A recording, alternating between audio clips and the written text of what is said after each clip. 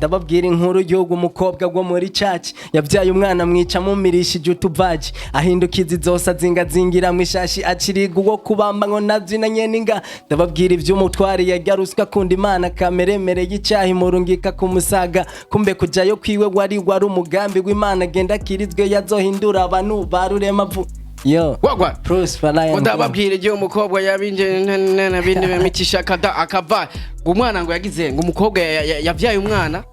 amwica amumirishije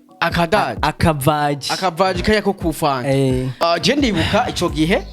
bakoze ba TV ico gihe ndibuka yuko twahurira muri studio yaba wewe yaba D1 yaba LinoG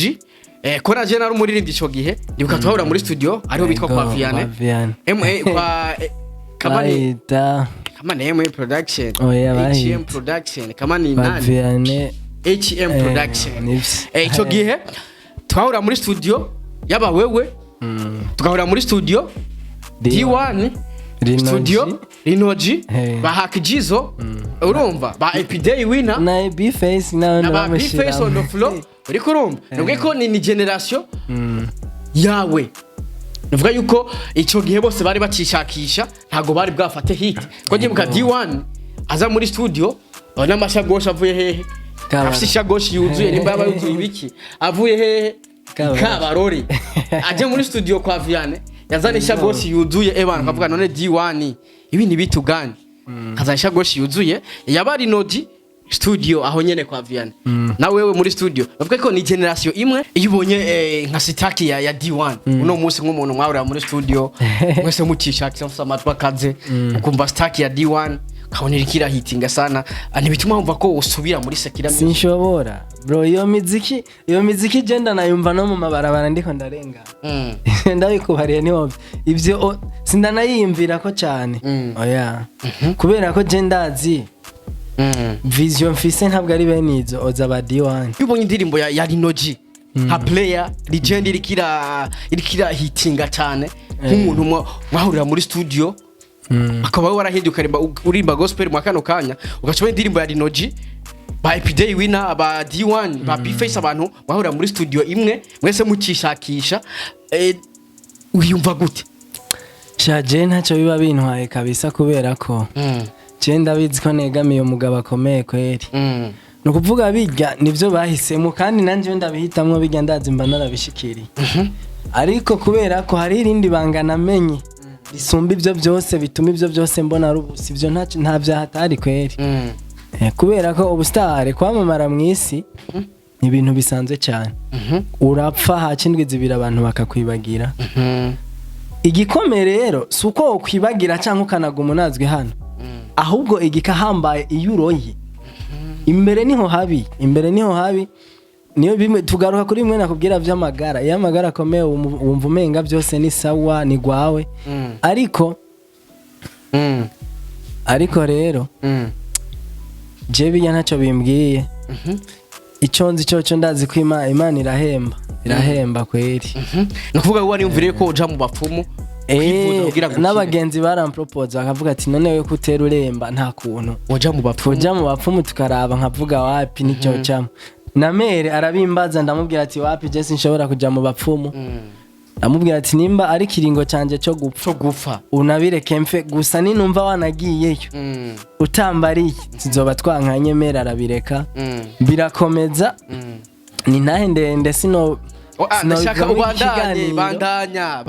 kuko ndashaka abakunzi ba LinoG TV nico cyatumye ndamurondera ndashaka twumva impamvu by'ukuri yatumye aheba izo ndirimbo za Sekira akaja kurimba gospel kuko nabikubwiye ni ibintu bitoroshe by the way nakubwiye ati kubwira Kiriko Dramati B-face Double J ahebe i Sekira aje muri gospel ni ikintu kitoroshe silivupe niyo mpamvu ushaka ko bandanya kugira ngo bumve deni wavuye Imana yagukuye kuko navuga yuko aragakiza k'Imana brother narifise umusista wanje akijijwe yarakunda kumbwira ubutumwa bwiza nka rimwe tugashwana nkamubari ati je ibintu ndavye kubimbarira ahubwo rimwe nari muzohava usanga nakugiriye nabi nagukubise ariko mu nyuma nari nagiye muri karaoke ndavyibuka nagiye muri karaoke kuririmba baca bampa uburozi baca baraguha uburozi bampa uburozi mu kinyobwa ariko ico gihe kubera namwe inzoga nyinshi ku ruhande yaho nari uburozi mborewe hama ntaha nzi ngo ni za nzoga zoba zabaye nyinshi cyane wavuze wibaje ati kumbe nibaza ngo ni inzoga ko nanywe cyane cha gusanga ari inzoga zacu ati usanga naborewe cyane navyibagiye ariko nza kubona ko atari inzoga nari nanyoye bukeye mu gitondo mpagurutse biranka ko mpagarara mpaguruka nkaca nitura hasi ndavuga ati je narayenyoye akantu nyuma yaho nyene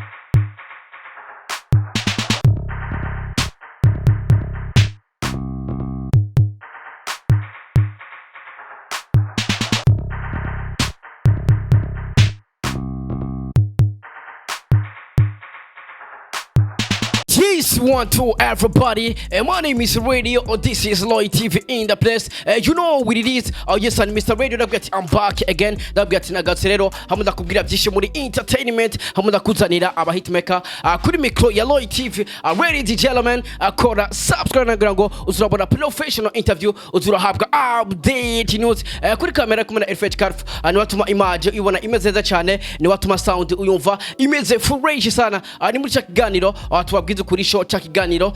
akajya keza ko kumenya makuru y'abasari kumenya makuru y'ivyamamare ati beg ivyamamare byacu bibayeho gute. My name is Radio. By the way kana kutse ko ari Jesse wa promoter bose mu gihugu ata papa na mwana kugira habe papa habanza kuba kugira habe umwana. By the way habanza kubaho papa nabizi ko atobaho umwana ata papa yabaye. Yes, uno musetri kumwe na Prosper anavuga neza yuko umuririmbyi asanzwe aririmba indirimbo za gospel. Nakubwira ati uno mwaka nzo kuzana impano nyinshi haba no mu mana tugiye kwinjira kugira ngo ubutumwa bw'Imana tubugeze kure. Yega Imana yazotubaza ati bega kwisi mwakoze iki kugira ngo ubutumwa bwanje bugere kure. Ati bega babantu banje baririmba kugira ngo ubutumwa bugere kure. Harabahaye akajyo kugira je nzovuga ati mana je naramuhaye akajyo Prosper kugira ngo ubutumwa bw'Imana bugere kure. Sasa brother, umeze neza bro? Safi kabisa. Umeze neza cyane brother. Nawe ni sawa. Ebana jemeze freshman rumva ebana. Hacho shinji Imana niko novuga man. Cyane cyane. By the way, munyumvirize neza ndi kumwe n'umuririmbyi yahora arimba secular music. Arizo ndirimbo z'abisi z'abastari ba Kiniku, ba Double J, ba Dramati, ba B-Face n'abandi benshi ziyaza ba Natasha. Right now arahinduka aravuga ati je uno musi ndirimba gospel. Araheba Sakira. By the way chat winda muronde ndashaka tumenye ni yihe mpamvu nyamukuru yamutumye guheba indirimbo zabi. Turazi neza yuko abarivyi benshi baba bashaka success, kuvugwa cyane, kumenyekana, baririmba indirimbo za Sakira, gukundwa n'abakobwa, ariko ntago byosho kugira ngo uhebe Sakira uje muri gospel. Gospel bavuga ko ata mafaranga ariyo. Gospel ni kuririmbira Imana tu. Ndashaka tuze kumenya mbega ni yihe mpamvu yatumye ahindura injyana akava mu izo ndirimbo akaja kurimba gospel. Nshatse ndamurondera uno musi brother. Let's go. Yo planet yakirarusha gutunga abantu ibisigo twarazwiragira urukundo kamera igice imizigo twonkeje ibere gitega ivyimbugwa twimbuye inzigo dusharije nk'imva inyuma indani tekeye imifupa ko mbona bwabo bibwo umuntu bwigize inyishu zimanza kugwipfuriza mukaso bwaca akabari guhambwa nararivuze na mbere isiri kwitanga gasaga aho nyoro uruhande rwiza hucana hose n'imigaga ndabaho ubutandukane bwa Pasteri wo kumusaga mashizeho ubuhushana sombishwe wo kumutanga kubera ya makosa yiwe yamenywe muri rubandi si imanza zigoramye mukira kujanwa mpanda kuko mwisi yari canya afatanwe inkota yakoze barabica mu gifuri bamuha umwambaro wabaraba janwa tabwirimba renze ko n'umusaraba bibagira yuko Imana itaraba nkuko bara ndababwira inkuru y'ugo umukobwa gwo muri church yavyaye umwana mwica mumirishije utuvaji ahindukiza zosa zingazingira mwishashi aciriga wo kubamba ngo nazina nyeninga ndababwira ivy'umutwari yagaruswa kundi Imana kameremere y'icyahi murungika kumusaga kumbe kujayo kwiwe wari umugambi w'Imana genda kirizwe yazohindura abantu barurema vu yo wagwa Prosper Lion ndababwira igihe umukobwa yabinje n'abindi bamitisha kada akava umwana ngo yagize ngo umukobwa yavyaye umwana amwica amumirishije akavaji kaya ko kufanga no kuvuga yaravyaye umwana aramwica avyara umwana aramwica kandi ari umukobwa wo mwishengero aca muha akavaji amwicisha akavaji hama isi kubera nyene iraba nk'isi ikivuga ati umukobwa bamubambe kubera ko n'Imana ntiyobiza umuntu akora ibintu nk'ivyo asenga ati jewe mu rusengero biragatsindwa agitsikira ngaho nyene brother nabwiye ko hari uririmba Sinkiraba music arizo ndirimbo no kwita zabisi ko umuntu ari mu mana ziti zabisi by the way let's go gatoya kugira ngo mve yuko ivyo nabwiye ntababeshe bro cause jewe icatwinda kurondera nico nyene ndavuga ati ndashaka kumenya mbega niye mpamvu yatumye ahinduka niye mpamvu yatumye yumva neza yuko yoririmba gospel kugira ngo ubutumwa bw'Imana bugere kure jewe cyambere narakijijwe maze gukizwa ndamenya ko ibyo nari imbereyeho bitari bijyana ariko ndakora kiriya gihe hama ndabihindura ibyo wari ubereyeho atari byo byari byatumye ubaho kiriya gihe wari ubereyeho ikirere ntacyo nari bwamenye ntiwari bwamenye icubereyeho nari bwamenye igitumye mbaho ariko nyuma yo gukizwa narakimenye ndavuga ati iyi nzira ndayihebye nkurikiye indirimbo y'ibambe ideni nzira y'Imana kugira ngo mvuge ubutumwa kugira ngo kumbure hari umuntu yokizwa kubera jewe kumbure hari umuntu yofata inzira nziza kubera jewe ahubwo ntanaguciriyemo gato kuvuga ngo hari umuntu yokizwa kubera jewe mu byo twaremewe ibyo rero nicyo cyambere cyo guhindura abantu kuvuga umuntu ari mu buyobe ukamugarura mu nzira nziza kugira ngo agane inzira yo kuyoboka Imana atukiri ngaho nyene brother aturaza kwinjira mbega byagutwaye uburyo bungana gute byagutwaye imbaraga zingana gute ko navuga ko atari ikintu coroshe byatwaye ko sikse y'abastari kubwira uno munsi Dramati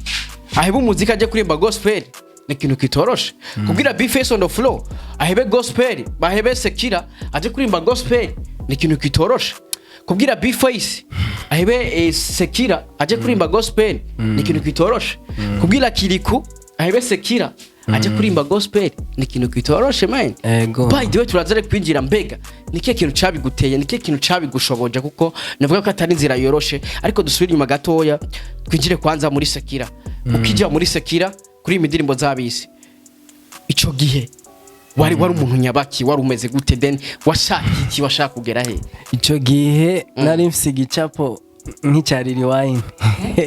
numva ko jewe nabaye nkariri wine bitokunda ico gihe nashaka nyene mba umustar w'isi mfatishe abantu bamenyekane bankunde nkora ivurugu nk'abandi bose mvugwe nyene nijya vurugu hama narabigerageje hama nyuma yaho uko wambwiye ngo ba Dramati bakirika kugira ababivemo baje muri gospel byogorana naje byaragoranye kubisanzwe si ubihitamo n'ubuntu bukuzako kugira ubitahure byonyene n'ubuntu kugira ushobore kubitahura hamutangura ubikore n'ubuntu Imana igushirako hama ikaguha umutima wo kuvyumva no kubyakira ukumva ko atakindi kintu wakora no kubitahura mbega ninde yagukonvince cyangwa se ninde yatumye wumva ko wohinduka ukava mu ndirimbo zabisi ukaja kurimba gospel ku ruhande yaho nari mfise umusista wanje akijijwe yarakunda kumbwira ubutumwa bwiza nka rimwe tugashwana nkamubari ati jibe ibintu ndavye kubimbarira ahubwo rimwe nari muzohava usanga nakugiriye nabi nagukubise ariko mu nyuma nari nagiye muri karaoke ndavyibuka nagiye muri karaoke kuririmba baca bampa uburozi baca baraguha uburozi mu kinyobwa ariko ico gihe kubera namwe inzoga nyinshi ku ruhande yaho nari uburozi mborewe hama nta hanzi ngo nizanzoga zoba zabaye nyinshi cyane wavuze wibaje ati kumbere nibaza ngo ninzoga ko nanywe cyane cyo gusanga ari inzoga zacu ati usanga naborewe cyane navyibagiye ariko nza kubona ko atari inzoga nari nanyoye bukeye mu gitondo mpagurutse biranka ko mpagarara mpaguruka nkaca nitura hasi ndavuga ati je narayenyoye akantu nyuma yaho nyene ndaja ngaho ndidadira ndabigwana navyo yangwara uko nyene utangura gushaka kuja mu bapfumu kugira ndeko no kwivuza ngo nkire ariko bikanka kuko mu buzima jewe bwanje nari nsanzwe nanka bapfumu nukuvuga wari umvire ko uja mu bapfumu n'abagenzi barampropose bakavuga ati none we kutera uremba nta kuntu waja mu bapfumu tukaraba nkavuga wapi nicyo cyamo na mere arabimbaza ndamubwira ati wapi je sinshobora kuja mu bapfumu ndamubwira ati nimba ari kiringo canje cyo gupfa unabireke mfe gusa ninumva wanagiyeyo utambariye sizoba twankanye mere arabireka birakomeza ni nahe ndende ndashaka ubandanye bandanya kuko ndashaka abakunzi ba LinoG TV nico cyatumye ndamurondera ndashaka twumva impamvu by'ukuri yatumye aheba izo ndirimbo za Sekira akaja kurimba gospel kuko nabikubwiye ni ibintu bitoroshe by the way nakubwiye ati kubwira Kiriko Darramati Bface Double J ahebe iyi Sekira aje muri gospel ni ikintu kitoroshe silivupe niyo mpamvu ushaka ko bandanya kugira ngo bumve deni wavuye Imana yagukuye kuko navuga yuko aragakiza k'Imana brother. Nyuma yaho naragwaye ndaremba cyane ndaremba ndidadira biranka ko njya gukizwa mushikanje akambwira atariko Prosper we ntiwoza ugasenga ukaraba ko wokira amubwira wapi ibyo bintu byanyu by'abakizwa jewe sigo yanje ntazisubire kunzanira. Nyuma yaho nyene maze kugondozwa mbonye naremvye cyane bya bindi natakaje ibyizigiro ndagenda ndasenga uwo munsi ndinjira novuga umubabaro wa mbere nagize mu buzima numubabaro nagize mpejeje kwatura kwizera Yesu nk'umwami n'umukiza narababaye cyane kubera ko navuga ati ubu ni wo mwanzuro wa mbere mubi fashe ku isi. Ariko nyuma yaho gato kubera nahavuye ndemba baca abantu harakuba mu isengero canja kuba muri eglise mbaye uko kuvaho kujya mu bapfu wagiye muri eglise nagiye muri eglise ndabayo nsengegwa ikintu cyambere nshimira Imana kandi ari noco nibaza ko cankijije gikomeye gusumba ibindi bintu byose nigishije gusoma ijambo ry'Imana uko nagenda nasoma ijambo ry'Imana nkarema nkagira umutima ukomeye ubwoba bugahera kuko Bibiri ivuga ngo ubwoba bujana n'igihano bwabwo buko bwagenda burahera niko yangwara agenda ihera buke buke ko nari mfise ikibazo mu mubiri ku buryo nikoze ko nko kunsanga mpanda kujya ko umuntu ane agashinga mengura ha mengo onishige bagutse ndicumise ariko nyuma yaho ngenda ndakira uko nasoma ijambo ry'Imana ndaba muri eglise ndakomera ndumva nyene ko umuti namaze kuwuronka atawundi muti nkeneye. Nyuma yaho haragera igihe ndavuga ati jewe ndabasezera abantu twabana muri eglise kuko no muhira nari narahevye ndababwira ati je ndumva ndashobora gutaha barambaza ati none wakize ndababwira ati sindakira ariko narabonye umuti nta mpamvu yo kuguma ngaha ivyo mwankoreye narabonye ibanga ko ari ugusenga reka nitahire nzosenga uko mwabinyigishije ndazi bizogenda neza ca ndataha umunsi wa mbere nshitse muhira ndiyugarana mu cyumba kuko nari maze gutahura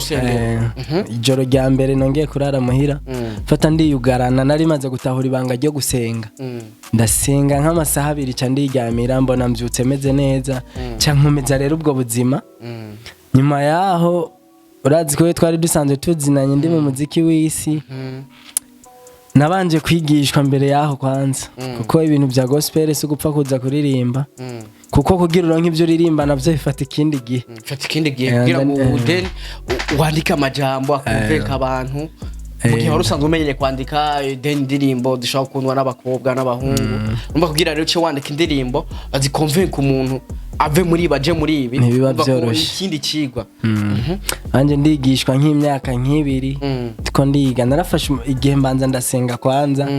nyuma yo kumva ko mbaye convaincre yuko no kwiga ijambo ry'Imana ndagiga naryo maze kugiga ndarehejeje ndavuga ati ubu rero ndafise ikintu nashobora kubwira abantu maze kubitahura bure ndiko ndakora gospel kandi sindi ubivamwo kuko ndiko ndahura na challenge nyinshi njya gukora ibiganira ahantu bakambwira ati urafise tala ibi bintu bihebe tugufashe bitera imbere ariko uhebe gospel baba gusupporting ubwira ni benshi cyane n'abagenzi bamwe barampevye twakorana nkikora imiziki y'isi bambwira ati ibi bintu giyemwo urishe carrière ariko jewe ndazi ko ivyo ndimwo n'ukuri kubera ko ahantu twihendera twebwe dufise ikiringo gito hano ku isi turafata cya kiringo gito hakukironderamwe ubugingo butazoshira ugafata ahubwo ucyubakamwe ibintu bizokwica imyaka yawe yose ariko ni bwa buntu ubwo buntu butakuri ko ntabyo wotahura je nk'ubu unamenye ko icyaremwe cyose ijambo ry'Imana rivuga ko cyaremwe kugira gihimbaza Imana waba umuziki ikintu cyose meme no gufungura Bibiri ivuga ngo ivyo mukora ngo mujya cyangwe munwa mufungura mubikora mu guhesha Imana icyubahiro nimba no gufungura tubikora kugira duhesha Imana icyubahiro kuririmba byo n'ibindi bintu ni ikintu gishobora ku influence abantu kirabica cyangwa kikabakiza kuko uno munsi ushobora gusohora indirimbo akarorero y'isi izi twita ngo ni iz'isi indirimbo igashobora gusambanisha abantu barenga 5,000 indirimbo yawe wewe ariko umuntu wese umubajije akubwira ngo ndakijijwe urabyumva akubwira ko akijijwe ariko umuntu akijijwe ku bisanzwe akora ibintu bikwiranye no gukizwa ntashobora gukora ibintu bishobora gutirimutsa abantu indirimbo kujya rero ishobora kwica abantu benshi icyarimwe niko ishobora no gukiza n'abandi bantu benshi nyene icyarimwe rero bije narahisemwo sindi mu muziki ngo mbe umustar ngo bamenye cyane ngo ibiki ngo namamare jewe intumbero yanje niyo kuvuga ubutumwa bushitse kure nubwo je ntashikaye ni sawa kubisanzwe ubustare sico kintu dukwiriye gushira imbere cyane nubwo tuvyisangamwe sico dukwiriye gushira imbere kuko ubustare nta kintu na kimwe bwo kumarira hari ababijamo kugira ngo amazwi yabo ngo aronke innovation ugacubona yakubise comeback mbega wewe ni wobo bigiyemo kugira ngo kumbure ryajwi giza wari ufise kugira ngo yongere ubundi bumenyi ku majwi hama ucugaruka mu gihe wowe ufise amajwi yasumba ayo wahora ufise bro ikibazo sico hari abantu bari muri profane bafise amajwi arenze kandi batari no mwayo ma eglise byo turabizi twese twama twabibonye hari abantu baririmba neza cyane batarinze kuja hajya ijura ritravaya simpaka ngo ngende hariya nabishatse noca mu zindi nzira ariko je nahisemwo gukorera Imana wavuze ati n'abagenzi novuga neza yuko haro n'abagenzi bantaye abagenzi bari nari nkifise nkiririmba indirimbo z'abisi ndavuga Sinkiraba music bega right now babagenzi n'ubu ni kujya nyene byararangiye canke barakubise comeback bavuga ati man twaratawe inzira wahisemo yuko kubgawa ariyo wahisemo nyene byukuri canke mu majambo make barabitahuye ariko support ntayo baguha bagomba nkubwira hari abagenzi banje cyane twabanye mu bihe bimwe uno munsi na link yanje ndamuhaye adapartage kubera uririmba gospel avuga ati ibi bintu ntaho byo gushikana tisubira mu muziki ariko amuha link ntayipartage kubera uririmba gospel yego igitangaje n'ibiganiro ntibabiduha ntabyo baduha none ubona ibiganiro bingahe mu baririmbyi ba gospel muri circulation ntabihari ariko abaririmbyi bari mu ndirimbo za Sinkiraba barabibaha naha kandi ico rero n'ikibazo novuga neza yuko bakunze ba TV nikoze bikomeye cyane ico kintu uvuze gishekine yakukubaza kino kibazo mbega ni kubera iki abaririmbyi ba gospel badahabwa kadyo cyangwa se badahabwa ibiganiro kugira ngo kumbure bwa butumwa bwiza uce no mu biganiro by the way icyo ni ikimenyetso cyerekana ko isi nyene yarononekaye itera yononekara ahubwo kurusha bafashe ibintu bibi babishira mu gishingo c'ibyiza bafata ibintu byiza babishira mu gishingo c'ibibi no kuvuga ngo ikintu abantu batazi ikiremwa muntu cyose gikeneye Imana kugira kibeho kiremwa muntu ikintu cyose gikeneye Imana ariko Imana bayishize inyuma bayishira ku ruhande ariko bibagira ko bakeneye Imana no kuvuga aha mwisi iyo umuntu atagwaye umubiri umeze neza aba yumva umenga isi nigwiwe ariko iyo ugwaye urembye cyane niho utahura bwa bushobozi bw'Imana ingene bungana ariko ukomeye uba wumva nyene uridegembya ntacyo gukorako kuvuga abantu nyene bigira agakomeye agahambaye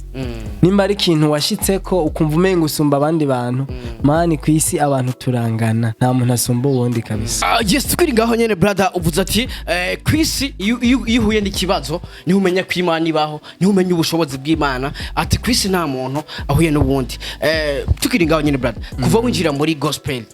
kuva winjira mu ndirimbo mpimbaza-Mana ku ruhande rwawe kike kintu maze kunguka brother maze kunguka muri gospel cyangwa kuva winjira mu njyana ya gospel kuva deni waje mu gakiza nibe bintu maze kunguka brother kuko wavuze yuko hari abagenzi watakaje kubera ko wagiye kuririmba gospel ariko hari n'ivyo maze kunguka by the way ndashaka kubwira nibe bintu maze kunguka kuva uja kuririmba injyana y'indirimbo mpimbaza-Mana ibintu maze kunguka kuva nkizwa maze kunguka ibintu byinshi kabisa mu majambo make nk'ibyo noba nari naratakaje hafi ya byose ubu ndabifise kubera ko nasanze intumbero nyamukuru nari mfise kijya gihe atari yo ntumbero nyamukuru kubisanzwe jewe nungutse abagenzi beza banyereka inzira nkwiriye kujana nayo nungutse nyene abagenzi bazima ni byinshi nungutse hari n'abantu bakunda no muziki wacu wa gospel badusupportinga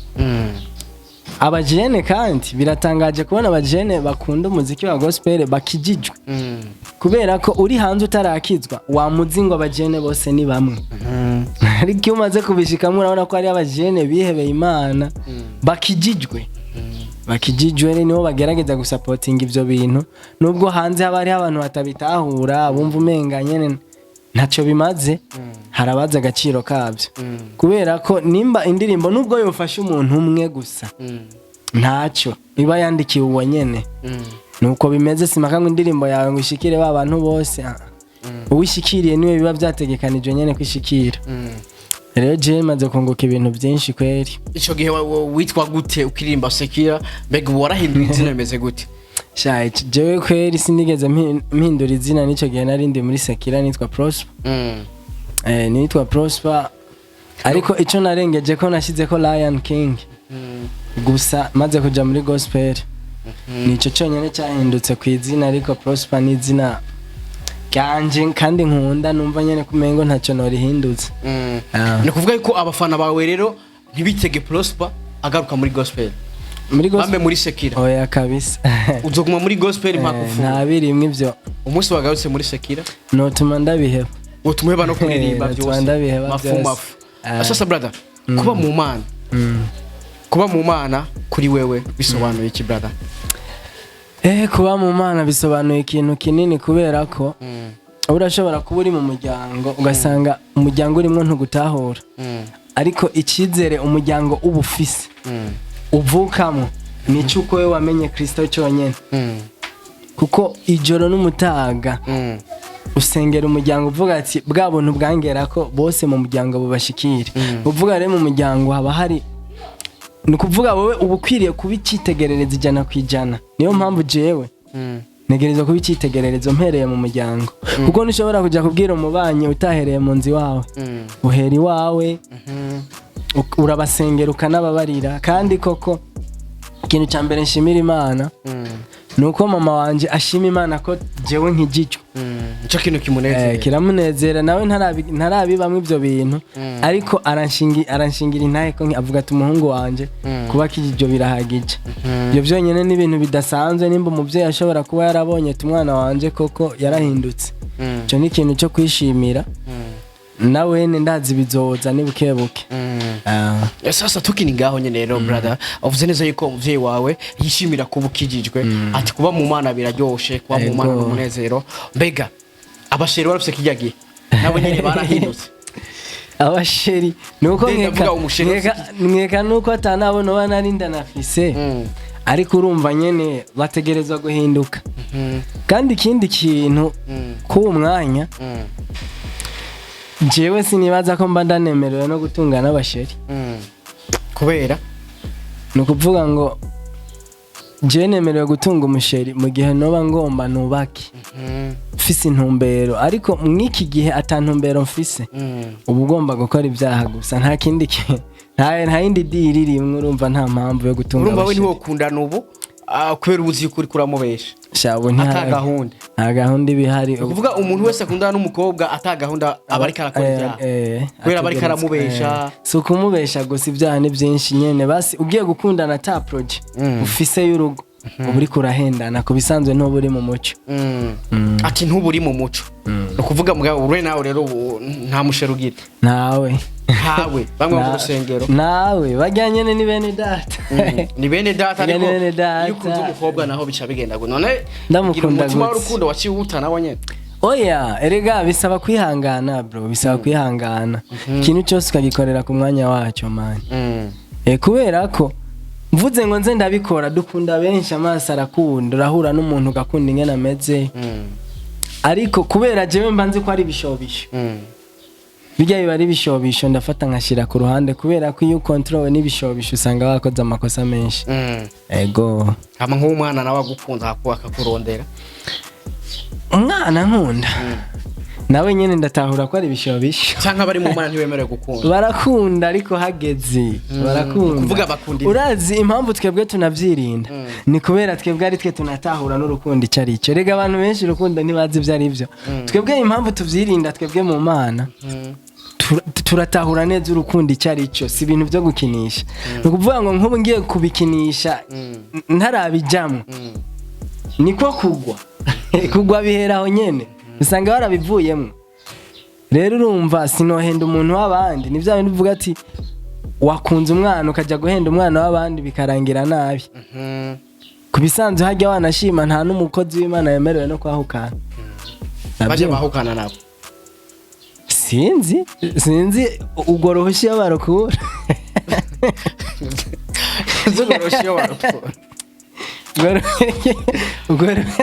ubwo ruhushya sinzi barukura ariko je nk'umukirisi sinzi ko kwahukana ku mukirisi bitemewe oya basi twebwe rega turi byitegerereza wowe James abantu bankurikirana banje banyemera baziko nkorera Imana hamace nzana umugore nce nahukana none mba abantu banyizera nzabandaberetse iki nta nyigisho nzabandabahaye kabisa brother adusimba gato mbere ko turangiza banavuga ko uri generation ya ba D1 usanga uva mu ntara imwe mu Kayanza mwese murabanya Kayanza navuga ko je ndibuka ico gihe bakoze ba TV ico gihe ndibuka yuko twahurira muri studio yaba wewe yaba D1 yaba LinoG kora je nari umuririmbyi ico gihe ndibuka twahurira muri studio ariho bitwa kwa Viane kwa kamani production HM production kamani nani Viane HM production ico gihe twahurira muri studio yaba wewe twahurira muri studio D1 studio LinoG bahakijizo urumva ba Epiday winner na B-face na B-face on the floor uriko urumva nubwo ko ni generation yawe nuvuga yuko ico gihe bose bari bacishakisha ntago bari bwafate hit ko ngibuka D1 aza muri studio n'amashagoshi avuye hehe afite ishagoshi yuzuye nimba yaba yuzuye ibiki avuye hehe Kabarori aje muri studio kwa Viane yazana ishagoshi yuzuye ebana kavuga none D1 ibi ni bitu gani kazana ishagoshi yuzuye yaba LinoG studio aho nyene kwa Viane na wewe muri studio bavuga ko ni generation imwe ba D1 ego uri generation imwe na ba LinoG ba B-face on the floor by the way jindi bwico gihe ba mwese mwahurira muri studio kwa Viane ego sasa iyo ubonye indirimbo ya LinoG ha player legend irikira hitinga cyane nk'umuntu mwahurira muri studio akaba warahinduka urimba gospel mu kano kanya ugacoba indirimbo ya LinoG ba Epiday winner ba D1 ba B-face abantu bahura muri studio imwe mwese mucishakisha uyumva gute shaje ntacyo biba bintwaye kabisa kubera ko je ndabizi ko negamiye umugabo akomeye kweri no kuvuga bijya nivyo bahisemo kandi nanje ndabihitamwe bijya ndazi mba narabishikiriye ariko kubera ko hari irindi banga namenye risumba ivyo byose bituma ivyo byose mbona rubusi ivyo nta vyahatari kweri kubera ko ubustare kwamamara mwisi ni ibintu bisanzwe cyane urapfa hakindwi zibira abantu bakakwibagira igikomere rero suko ukwibagira cyangwa ukanaga umunazwe hano ahubwo igikahambaye iyo uroye imbere niho habi niyo bimwe tugaruka kuri mwe nakubwira vy'amagara iyo amagara akomeye wumva umenga byose ni sawa ni gwawe ariko rero je biya ntacyo bimbwiye icyo nzi cyo ndazi ko Imana irahemba kweri iyo ubonye nka sitaki ya D1 uno munsi nk'umuntu mwahurira muri studio mwese mucishakira mfite amatwa kaze ukumva sitaki ya D1 kabonera ikirahitinga sana ntibituma wumva ko usubira muri sekira sinshobora bro iyo miziki genda nayumva no mu mabarabara ndiko ndarenga ndabikubariye niho ivyo sindanayiyumvira ko cyane oya kubera ko je ndazi vision mfise ntabwo ari benizo oza ba D1 kubera je namenye ko kwisi tubaho igihe gitonya tugataha navuze ahubwo nagakwiriye kwitaho kumenya iyo nzoje nyuma yo kuva mu buzima rero imiziki gukora amahiti harabayeho ba Bob Marley harabayeho ba Tupac harabayeho ba Michael Jackson uno munsi babaye akamizwe n'ingoma umengo nta n'ikintu bakotse ico ni kimenyetso cerekana ko isi nta kintu na kimwe ihemba oya isi ntakihemba ariko ntakoreye Imana yigera yicutse ntakoreye Imana yigera maramara sasa brother no kuvuga rero ba D1 ba LinoG ba Epidey wina ba Bface on the floor no vuga ko muva mu ntari mwe yakayanza mwahurira muri studio mwese mukishakisha kubgawe uvuga ko rero atakintu kimwe ko barakora naco bansumbije nta kimwe gusumbije kandi we ko barakora amahiti no munsi naco bivuze je no munsi D1 afite ndibe twa stakiri kira gitinga hafi Burundi bwose no mu Rwanda East Africa LinoG afite ndibe player legend ni ndirimbo zakwije mu 1 million views uno munsi rero nk'abantu mwataguriye muziki rimwe mwahora muri studio ruhande rwawe ubwo ko atakintu kimwe bagusumba na kimwe kabisa wovuga ati gusa kuba je none wewe uwo muntu yogira ikintu cy'agaciro gisumba Kristo jewe mfise ninde nta gihari nta kintu na kimwe bandushije na kimwe no kuvuga rero ku ruhande rwawe wo bahanura nabo bakaza muri gospel n'ubuntu basi umuntu watahuye Imana impamvu jewe ivyatawe no bihanura impamvu atawe no bihanura kurigisha gakiza uri kwigisha twese ntibisaba ko duca mu nzira imwe ariko ubuntu cyambere ntushobora kuririmba gospel kubera ko abantu benshi ntibatahura ijambo gospel uno munsi Fariyazi arasohora indirimbo ukaza wumva abanyagihugu ngo Fariyazi yasohoye gospel gospel gute ya Fariyazi gospel ikintu abantu batazi umva Fizo nta gospel ntashobora irya ntabwo iba ari gospel abari umuririmbyi Fizo ntiyarimba gospel none iririmba gute gospel kwanza utegereza kubanza gutahura insiguro y'ijambo gospel gospel bisigura ubutumwa bwiza ariko kandi ni ibintu biri spirit ntabwo ari ibintu biri mu mubiri vuze gospel ni umutima uhimbaza Imana urashobora kuba waririmbye amajambo y'Imana abantu bakabikunda atari gospel ugasanga wewe ibintu wakoze byashikiriye abo bantu gusa Imana ntinabitsi gospel iza kuba gospel mu gihe wayikoze n'intumbero yari yo guhimbaza Imana apana ngo kubera waririmbye amajambo y'Imana intumbero yo mu mutima iba yari yo guhimbaza Imana niho uririmbye gospel kuvuga rezi ya gospel za Fizo sizo zijya si gospel kubeka atari gospel none umva ari gospel gute bisabwa ko menya kwanza we gospel icarico gospel ni intumbero yatumye uno musi D1 niyo rimba gospel niko bazita ariko ntiba ari gospel no kuvuga LinoG no musenga gospel ntashobora niko bazi nuvuga hari ahantu utegerezwa guca kugira ngo ube ko rimba gospel kubera ko ibintu byose inzigira umushinge igira fondation nshobora kwiyadukiza ngo kubera ubyumviriye ngo ukoze gospel yo ntiba ari gospel bisaba kwanza ubanze umenye inkomoko ya byose bazume gospel cyari nawe umenya ubanze wimenye ava rimba gospel kugira ngo ubanze wimenye wewe wimenye kwanza ubanze umenye ati mbega ndi muri Kristo tegereza kwanza kwizera mbere ya byose ukizera Yesu akakubera umwami n'umukiza hama ukamenya ibyo uzoririmba ibyo ari byo ukamenya na gospel icari ico hariho gospel hariho n'abantu baririmba amajambo avuga Imana ariko ntiziba ari gospel abana amajambo avuga Imana ariko atari gospel gospel no guhimbaza n'umutima ubikunze utazira akajambo kamere kuri LinoG D1 Epidey wina Bface on from ahora muri studio imwe mukiri indirimbo z'abisi ariko no musika wara ndusurimba gospel ndashaka ubahe message ndashaka ubarukira ubutumwa nk'umuntu uvuga neza yuko watahuye Imana kandi nk'abantu zi cyane kuva kera muri studio mwese mucishakisha muga ati mbega by'ukuri nzo umustar mbega nirazotanga umustar wundi ndashaka urungike message kuri bo cyane je message sino irongeka kwabo bari LinoG ahubwo ndayirongeka ku muntu wari we wese atarabimenya no kuvuga ngo message nobaha nuko atayindi nzira ishika mu ijuru atari Kristo gusa niyo mpamvu ubona n'ijya season yanje natanguje igisika cy'ubushobozi niyo mpamvu nayisi igisika cy'ubushobozi abantu usanga bishimikiza ibisika tanga uvu bifise kandi hari igisika kimwe gikomeye ucishimikije udashobora gutembagara uvuga ati rero jewe nta message no abantu bamwe ndayihereza abantu bose muri rusange bataramenya Kristo no kuvuga ko umuntu atangira kubaho iyo amenye Kristo nk'ubu je mparura ko umunsi wa mbere navutse umunsi namenye Kristo niwo munsi natangiye kubaho uwo munsi kuvuga ibihe byose by'inyuma sinariko ndabaho kuko nariko ndapfa Bibiliya ivuga ko umuntu atarakizwa ari kiziga gitambuka urumva nari kiziga kigendagenda ariko kigihagaze ariko urumva ijambo ry'Imana ryanyita ikiziga rero nyuma yo kumenya ukuri nkakizwa kuva ico gihe niho natangiye kubaho n'abandi rero ico no bahanura ni ico bizere basenge ibanga ni rimwe kurondera Imana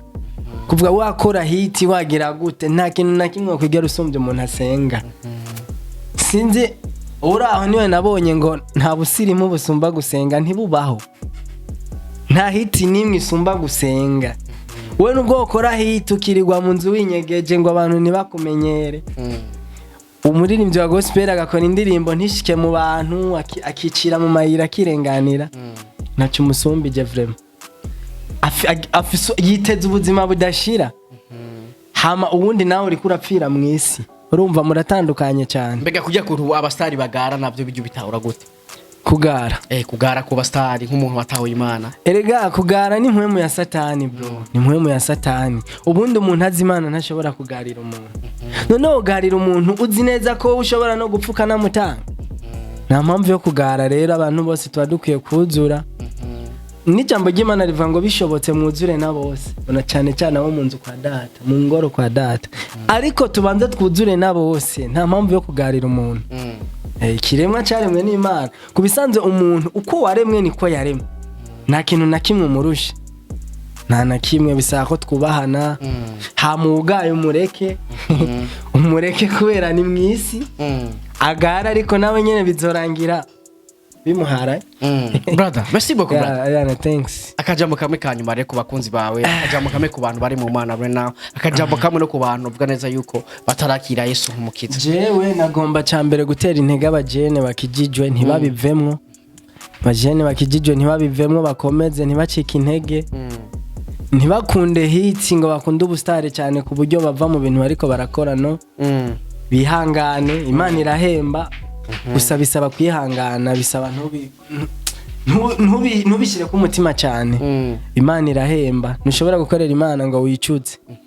Imana ibicisha mu nzira zayo zinyuranye n'izabandi bibaza ariko irahemba kabisa intege abo bajene basenga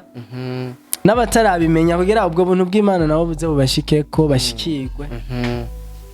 nico n'abarundi bose kandi kabisa bakunde gusenga kandi ikindi nama nkunda kuvuga basenga bakunde kwigusengera igihugu bro brother Bibiri ivuga ngo muzoba impore igihugu cyanyu ni cyaba amahoro rero no kuvuga ngo nk'abene gihugu tuba dutegereza gusengera igihugu Imana ibahezagire kabisa merci beaucoup brother bakoze wa TV reka ndagushimire cyane twari kumwe na Prosper ndibaza wumvise intahe yiwe avuga ati je naravuye muri Sekira ndaja muri gospel ati hari byinshi byatumye mpinduka ariko no munsi navuga neza yuko ameze neza kuba ndi mu Mana kuri je birahimbaye biraryoshe cyane ati nawe aho uri hose nibaze yuko wo kwakira Yesu nk'umukiza turabizi ko kuba muri Yesu biraryoshe kuba mu Mana biraryoshe urabufisa amahoro sumunezero by the way reka ndakwifurize umunsi mwiza no gusenga cyane kugira ngo komeze kubona ibyiza by'Imana je wari kumwe na Mr Radio kuri kamera kumwe na FH Carf twari kumwe na Prosper we love you so much dusubire ubutaha ciao ciao ndabakunda cyane wagwana